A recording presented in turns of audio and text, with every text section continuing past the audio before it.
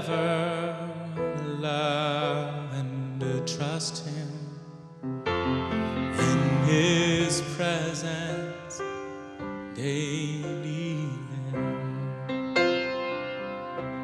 And I surrender all. I surrender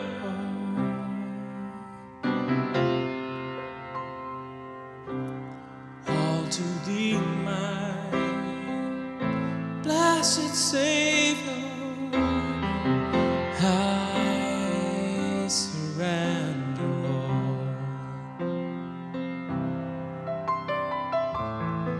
all to Jesus. I surrender. Humbly at His feet I bow. Worldly pleasures all forsaken. Take me, Jesus, take me now. 'Cause I surrender all, and I surrender all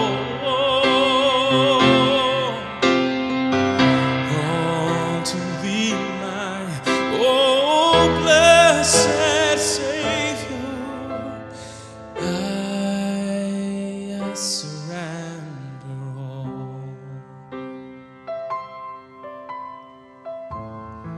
all to Jesus. I surrender. Now I feel Your sacred flame. Oh, the joy of full salvation. Glory, glory to His name. And I surrender all.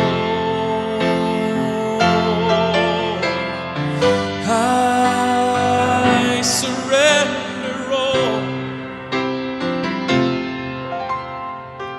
all to Thee, my blessed Savior.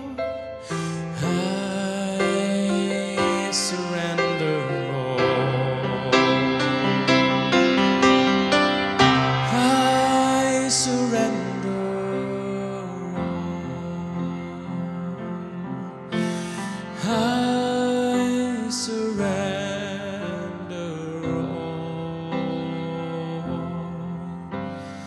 all to Thee, my blessed Savior. I surrender all. I surrender all.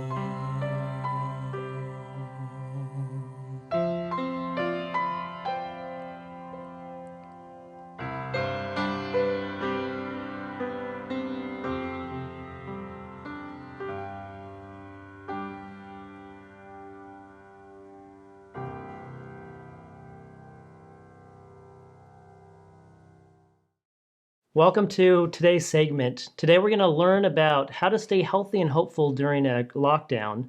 And we're going to learn the principles of how to stay healthy and hopeful, especially during violence, civil unrest, or even a shortage.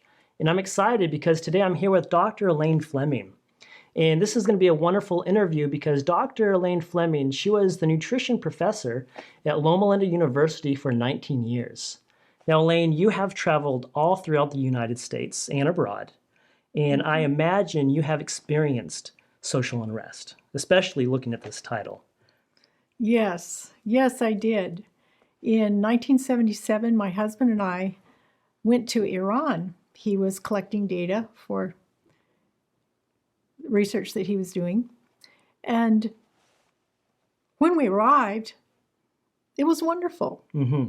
It was busy, bustling city. We were in Shiraz, down in the south. You should have seen the markets. Yeah.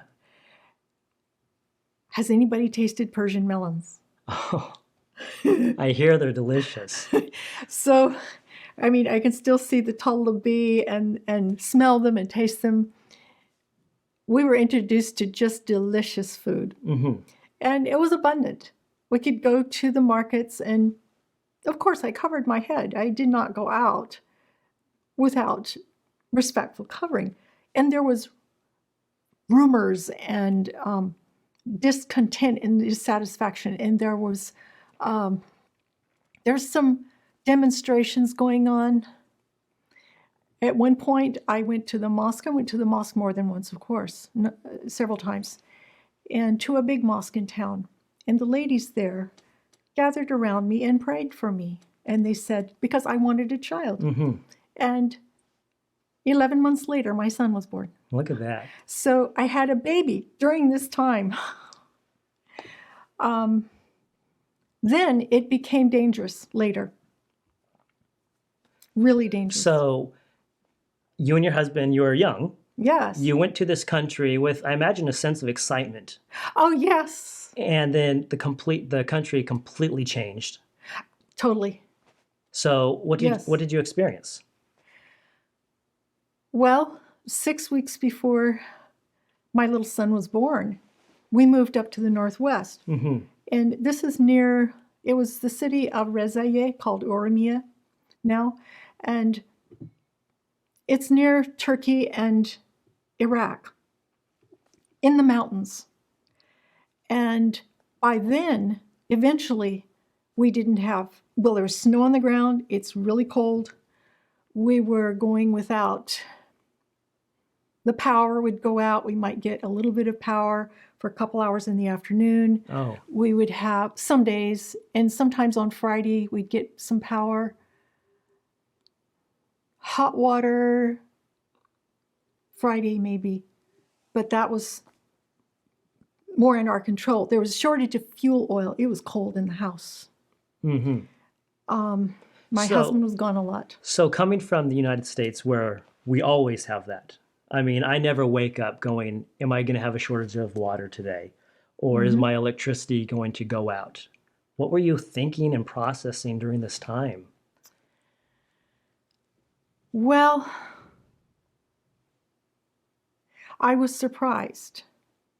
My husband was gone a great deal, which we had counted on.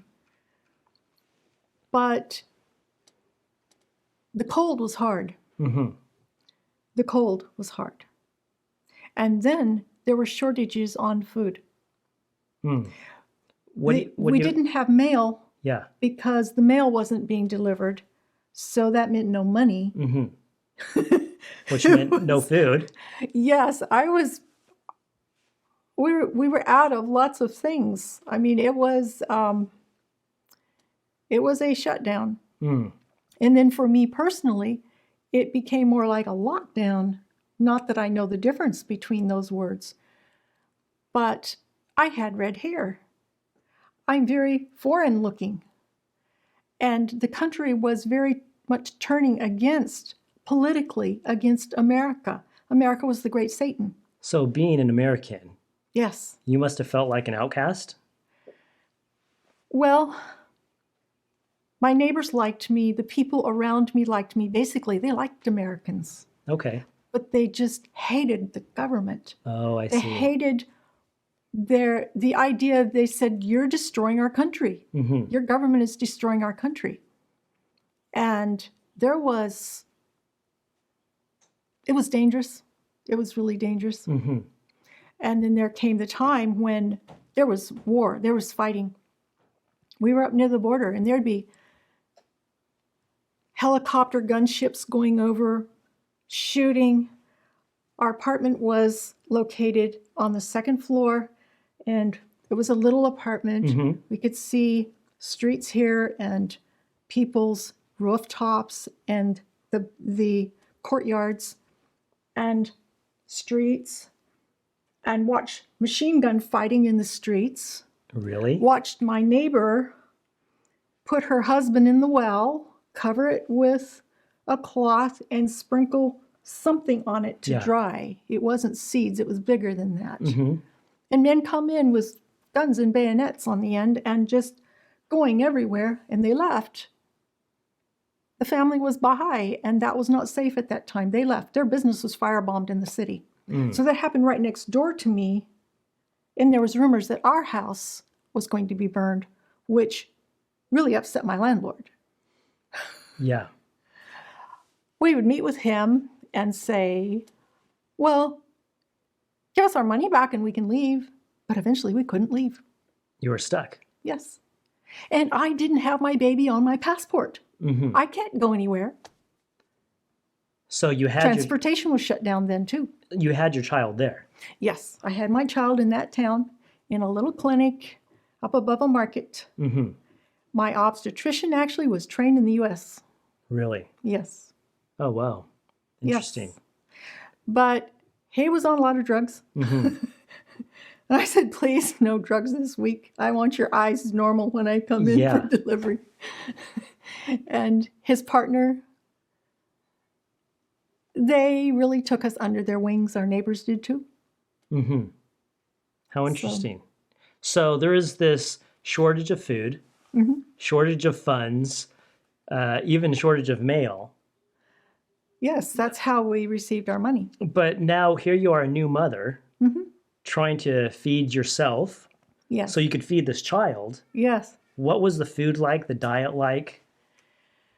Well, in the fall, when we first arrived, there's all the outdoor markets, and the farmers would come into town, and there was tables set up where they had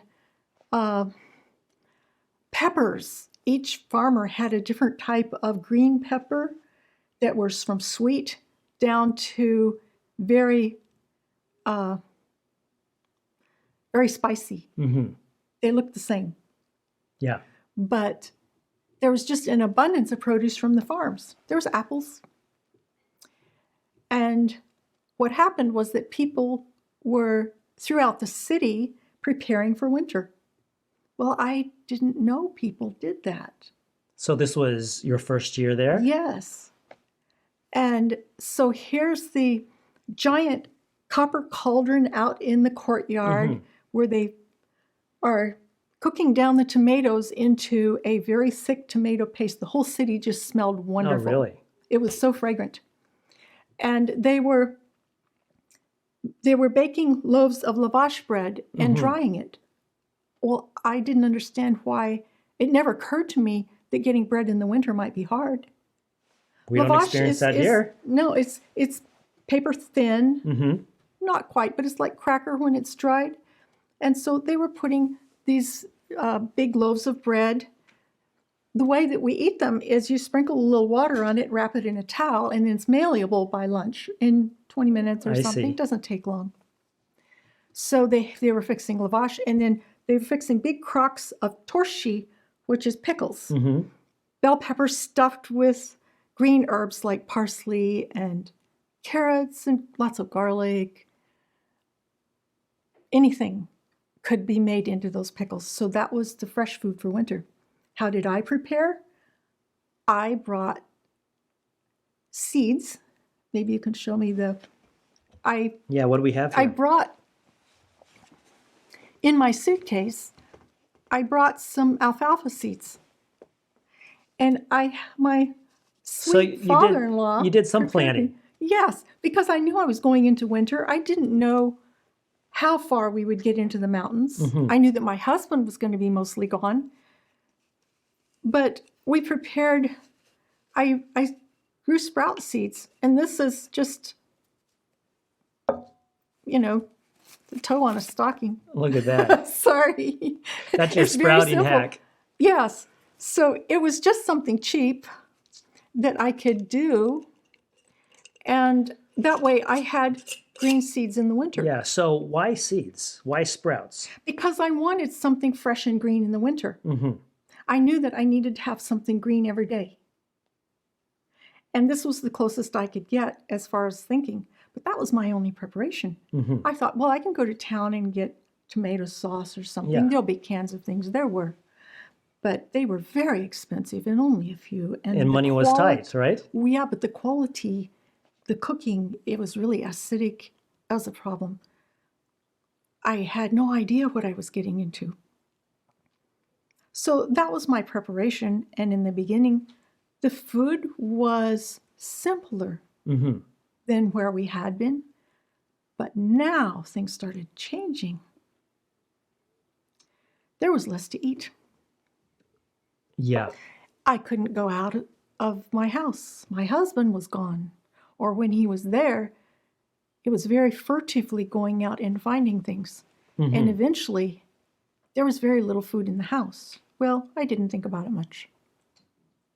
One day I decided to go down to the end. Our house was in the end of an alley, not a very long one. I decided to go down to the end, around the corner, and just go out a little ways. And the door opened just a little bit. Mm-hmm. And a lady pulled me inside, shut the door.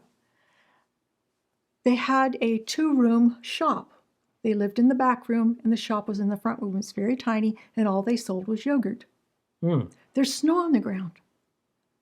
We didn't get yogurt in that town when there was snow on the ground. Now, why was that? The cows are not producing. It's Okay, winter. So she put into my hands a small bowl of yogurt and said, take this. And I paid her. And I'm thinking, I'm not used to eating yogurt. Yes, okay. So I took it. She insisted I take it. And she said, come back on Thursday. Insisted I come back. So for weeks, I went back on Thursday, sometimes Friday. They didn't have yogurt. And she would give me a bowl of yogurt. Mm-hmm. What did I have to eat? I had bread. I had yogurt. I had sprouts. Mm. Some beans. Is that right? So you're able to provide. Sometimes I could have potatoes, carrots, root vegetables. There wasn't a lot. Mm-hmm. But this bowl of yogurt, given my nutrition, was very important. And eventually they would not let me pay for it. Oh, really? They said, this is for the baby. So your needs were taken care of. Yes.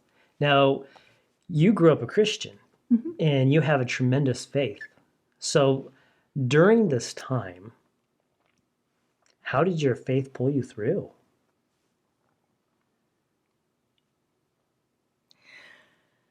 I didn't sense that I was some kind of strong person.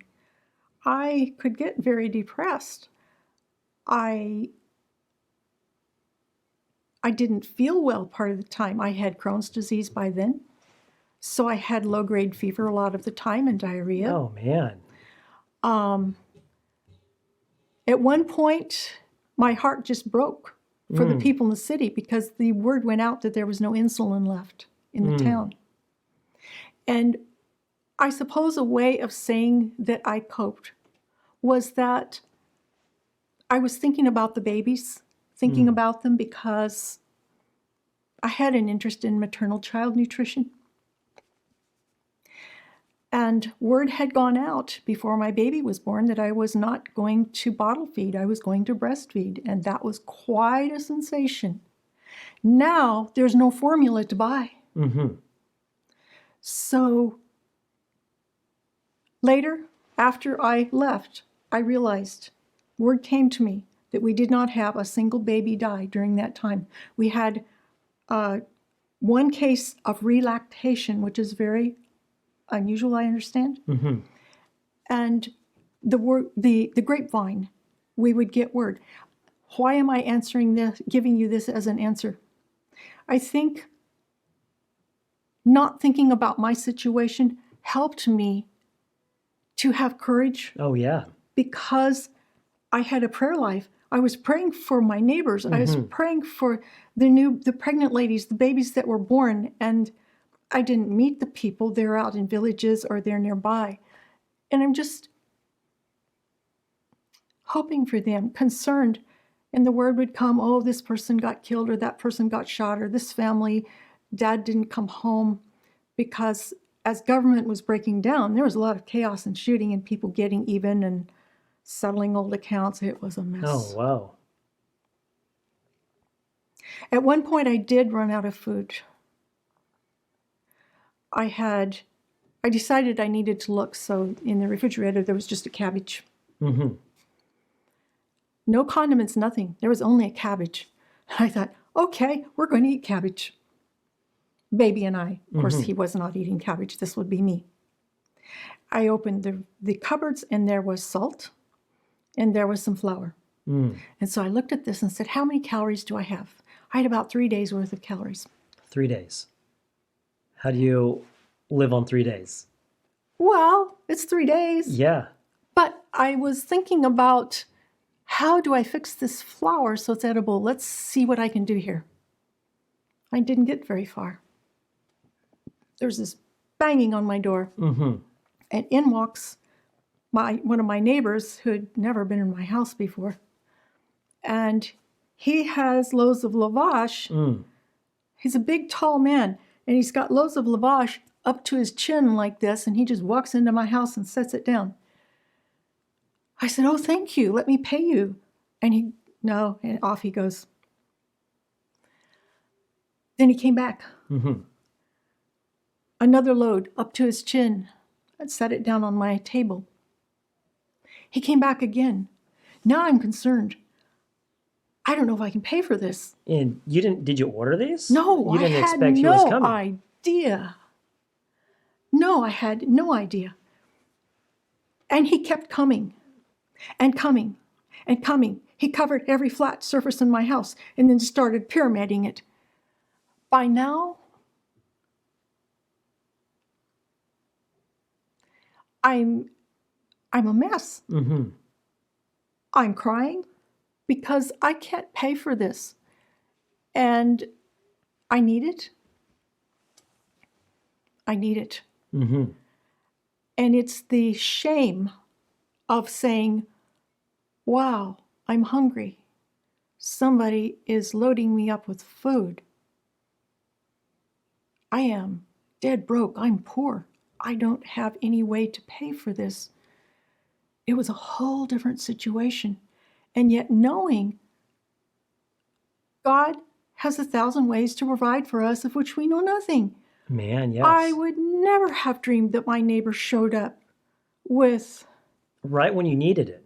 I mean, you had Yes. 3 days of calories left.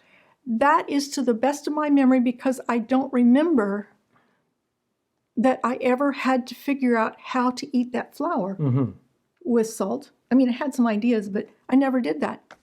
The bread must have arrived right then because I did not actually experience hunger with just the cabbage and the flour in the house. I don't remember being hungry. Is that I right? certainly was hungry later. It makes me think of the story of Elisha Yes, and when he went to fill the jars of oil because they had run out. yes, And here you have this man come and deliver food, Yes. bread, when you and your child would have starved, possibly. sure. How did I make it? I think for one thing, I didn't put my mind on things I couldn't do anything about because I had a peace that I was in God's will. Mm-hmm. And it came about from just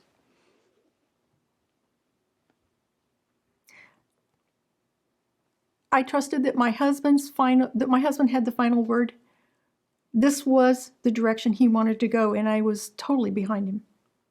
We knew we belonged here. And he very much wanted to be there and to stay, in spite of the troubles. Hmm. We had been ordered out by the U.S. Embassy at some point, but my husband did not want to go. I said, okay, I'm not leaving if my husband's here. I'm staying. So It makes me that was hard. It makes me think of the verse, trust in the Lord with all your heart, but in all thy ways acknowledge him, and he will direct your paths. Yes. He was directing your paths. Yes. So I was protected in that I didn't really have to think about what was happening. I was protected by mostly handing these things over to God. And then I had promises that went through my mind. Mm-hmm. But things got worse. There's times when we can trust everything's fine, but things got worse. What do you mean things got worse? Well, I was having trouble nursing my baby. Mm. I was alone. You know, there's the bleeding and all those kind of the cracked breasts, and Mm-hmm. I was isolated. I was bored. It was getting hard, and definitely I was stuck there. So I had a sense of camaraderie with the people, although we were very isolated from each other. But again, my husband was in the mountains with the mountain people. Mm-hmm. And I was getting tired of the fighting in the streets. And things did get worse. And the money, people who had money were leaving the country. And now they were showing up at my house and saying, "Can you use furniture?" They were giving me incredibly beautiful baby clothes they had purchased in Paris. Mm-hmm. I was getting loaded up with people's treasures. Oh, really? Because I was not leaving and they were. Is that right? Yes. How interesting. And we would hear, "This one is gone." The man that had the Mercedes dealership, he was out of the country. Various people were just disappearing. And so they would come and say, "Are you staying?" "Yes." Well, things were just getting worse and worse. So you experienced this unrest. You Yes. stayed there with your child, and God was blessing. Yes, But you also had poor health. correct. Now, was your health getting worse during this time? Yes, Yeah, which I imagine made it difficult. yes. It wasn't always down. Sometimes it was better. But I didn't think about it that much because there wasn't anything I could do. I had health care, excellent care when I was down in Shiraz. But up here, the situation, there wasn't transportation. The taxis were on strike. The doctors and nurses were on strike, but not all the time. It was just very hard. Yeah. So this certainly was years ago. But kind of bringing us to speed a little bit, you came back to the States. How long were you there for? Just over 2 years, about 2 years. Over 2 years, We were yeah. planning to be there a long time, Mm-hmm. but there was just too much war. Yeah. And you came back home. Yes, You were still dealing with Crohn's. yes, Your child is 2 at this point. yes. How was your overall health? You know, it's hard to remember. I had many struggles. I became very ill after that and was ill for a long time. But what I remember is all the opportunities, the going to work, the various things I did with my baby, and then my daughter was born. I think, looking back, I do remember hunger, especially during a time when I was kidnapped. And So those experiences actually prepared me for the next parts of my life. yeah, I was just going to stop you right there because you mentioned kidnapped. Yes. What happened? Do you mind sharing? Yes, I can share. In the back of my mind, there had been a thought that if you get kidnapped, cooperate. It had been in my mind for a long time. And with those kind of thoughts, I say, "Oh, maybe God told me this." But I don't know. I just tuck it away. I don't. It really didn't mean anything to me. And so one day, these 2 men show up at my door. I did not hear them. All the streets have walls and there's buzzers, and somebody rings the buzzer and the intercom. If you recognize them, you can push a buzzer and the gate opens. There was no buzzer sound. They just were there. Somebody had let them in. And I went to the door, and as we always do, we greet them and invite them in for tea, whoever shows at your house. And they said, no, come with us right now. Mm. And I said, but my baby. And they said, come with us right now. I have to get my baby. They Yeah. said, okay. It was bitterly cold and snowing outside. Mm-hmm. I said, I need to, it's cold. And finally, they said, one of them said, put on the warmest clothes you have. Bring one bag. We've got 2 minutes. So you didn't have time. No. So I packed a few diapers. I had cloth diapers, of course. That's all we had. And my Bible, a yellow notepad, and a couple pencils, Mm-hmm. and change for the baby, and a change for me, and left Mm. with our heavy coats. Not knowing where you were going. No. And so my thoughts are, is this organized? Is this two people acting separately? Is it, what's going on? Yeah. So I said, does my husband know about this? Good question. And the answer was, he's taken care of. Okay. That can mean many things. Yes. It felt like, don't ask any more questions. Well, I did ask one more question. Where are we going? And they said, you'll see. Mm. So down at the curb, there was a taxi driver waiting, and he was just shaking. He was scared, very frightened. There were not taxis on the street. It was true lockdown. It was serious lockdown at that point. There was nobody out, and nobody had been out for a long time. Mm-hmm. And they took me to a very ancient old building that had been an Nestorian Christian church. I have no idea how old it was, because that's pre-Islamic. This is a really old building. And in the basement, there are 2 rooms that opened out onto a little walled-in patio area. It was utterly abandoned.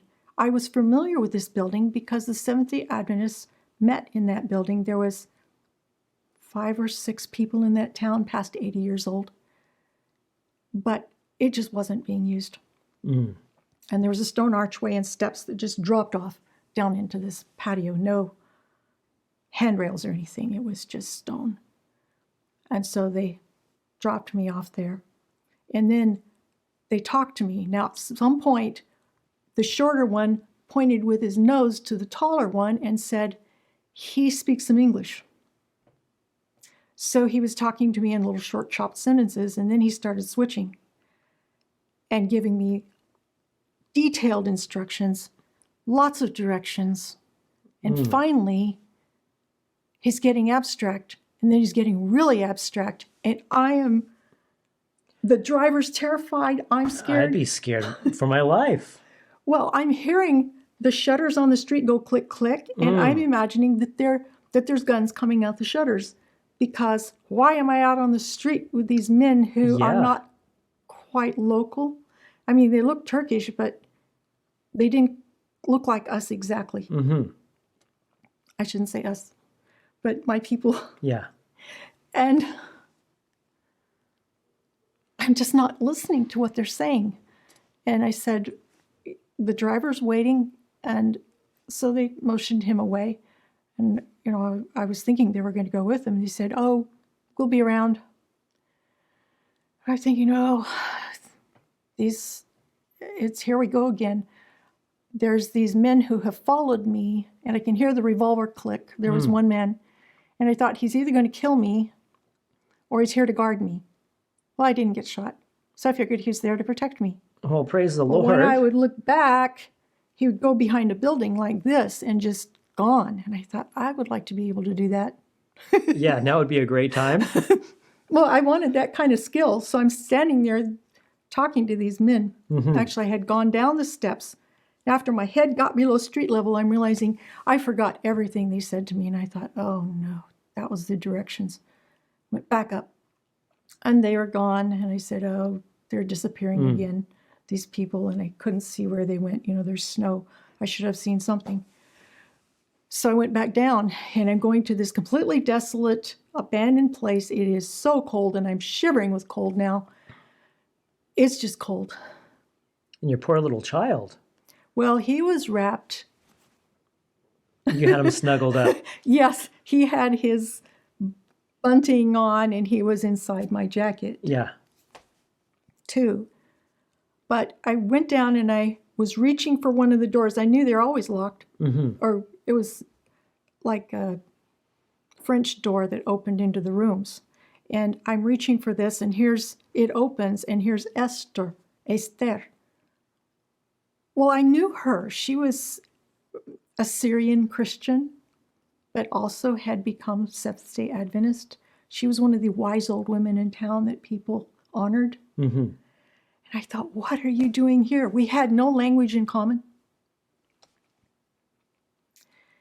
It took about 3 days for me to understand that she was there because she'd had a dream that I was coming. So it took 3 days. So you were For there? me to understand her.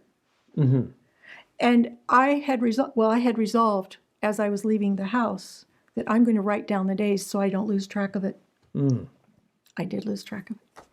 So But you I were was there for there- quite a while. I was there quite a while, yes. We're looking at weeks. It was more than a week, more than 2 weeks. Did you ever learn what the purpose of this was?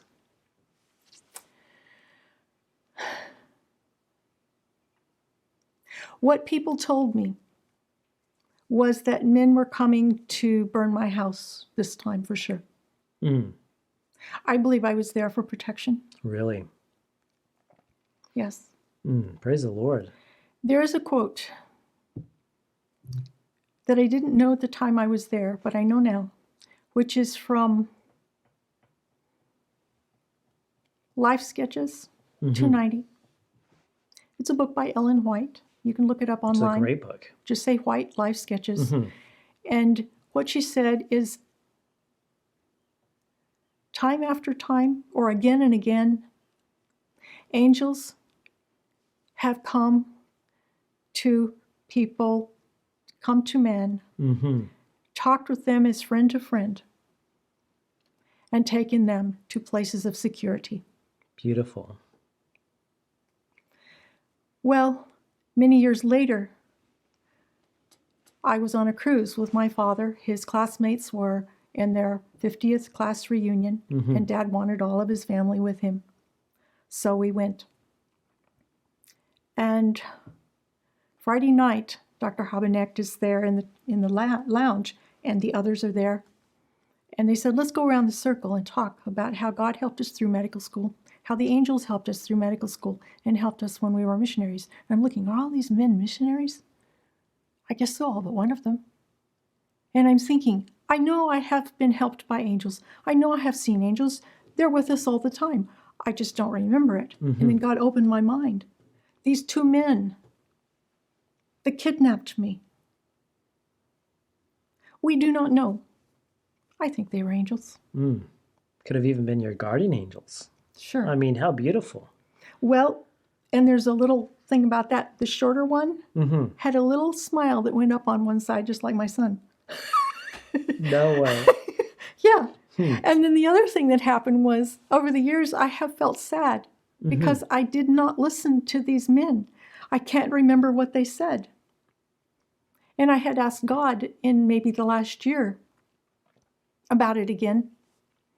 And I started to remember a little bit of what they said. And one thing I remembered was when they were getting very abstract, and both of them now talking very animated, especially the tall one, and the shorter one was joining in, and they were just very animated. And they said, the king of the south or king of the north. They said Persia and Greece. And I'm thinking, how do these Turks know anything about the book of Daniel? Yeah. Daniel 11. What is this? Okay, I can't compute this. And my brain just shut down. I'd forgotten about that. Yeah. And so God is telling me just this year, Elaine, I don't want you to doubt who was helping you. Mm-hmm. I want you to know that I was helping you. Hmm. And that he was giving me a little hug from heaven because I love the books of Daniel and Revelation. And so, what can I say?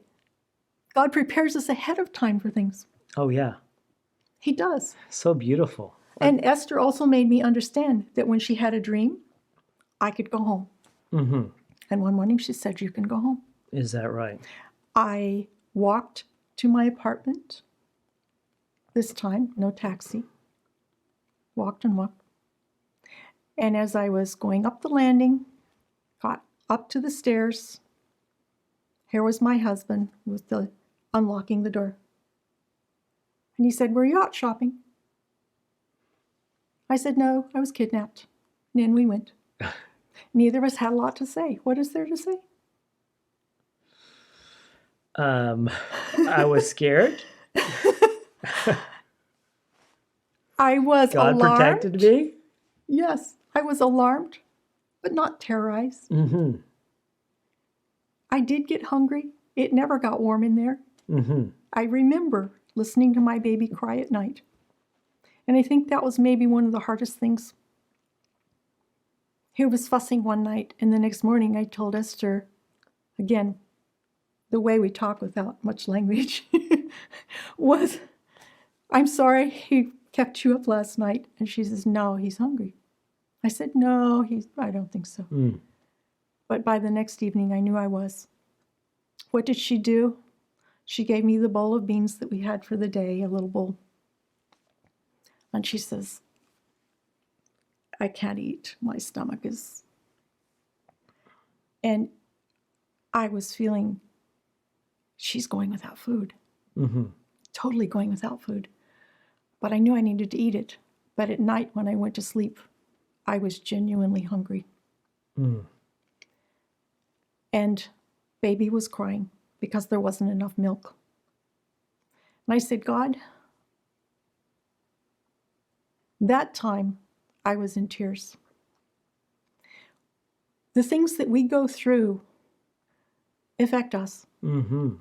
But when it hurts our children, well, how did it turn out? Oh, he has a PhD in geology. He's a smart guy.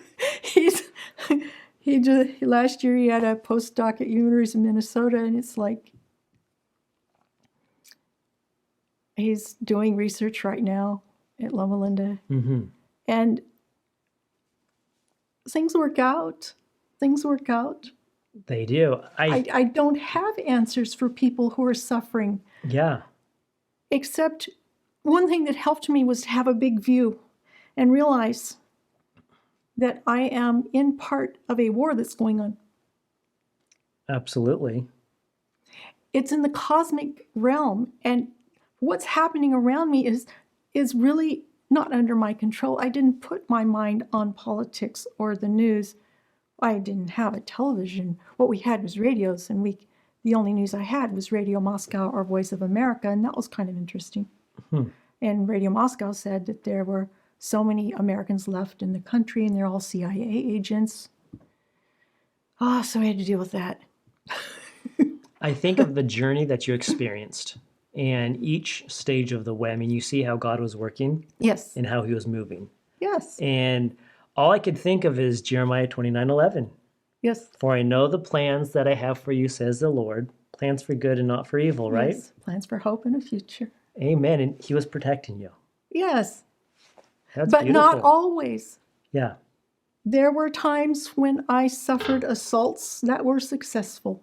Oh, really? And there's times with assault when I was totally protected. Mm-hmm. So we say, where's God? What's God in this? One thing, again, that helped me was that by this time in my life, my prayers were focused not on myself so much, absolutely lots of crying out because of what I needed. Mm-hmm. But I was thinking about God's reputation. God, if I'm sick, if I'm all falling apart and I feel awful and I can't function, what's going to happen to your reputation? how are people going to trust you if they're looking at me? Mm-hmm. That was my concern. And so I think the idea of, well, I have a quote here that meant a lot to me.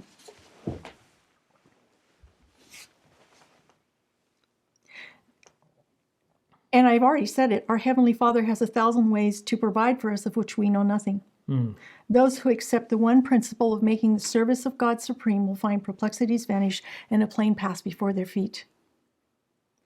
And so I had chosen service as a way of, like, what do you call it? Maybe I'm going to say something strange here, but like recreation.